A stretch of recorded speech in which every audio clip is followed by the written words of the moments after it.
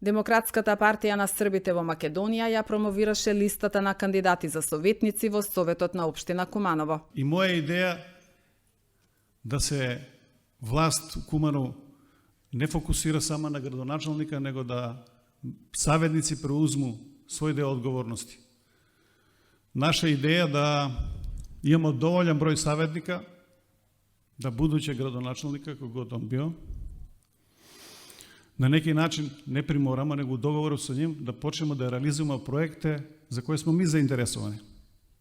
Јас сам сад скоро док смо припремали Матејче и обележавање Мале Богородице, пар пута išao до манастира и могу да вам кажа нешто, кад кренете овде на излазу из Куманова према Липково, могу да кажам да што путеви неверојатно добро направljeni.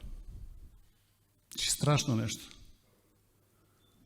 А када кренете према Тромеѓи или кад кренете према неки од наших села у околини Куманова, поломиќите возила.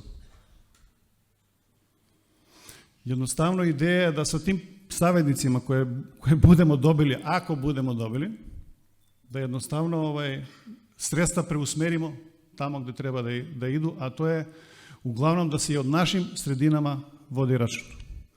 Зашто ово говорим?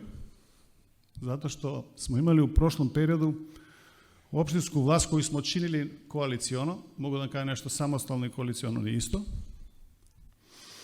и да е, например, Влен као партија почео со 3 саветника у граду, каснije наставио со 2, ali su dobili trećinu resursa u Kumanovu.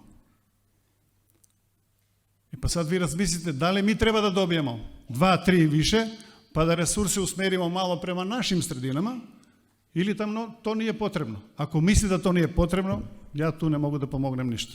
Jedina pomoć je da sami sebi pomognemo, da imamo dovoljan broj savetnika, da možemo da realizujemo projekte u našim sredinama.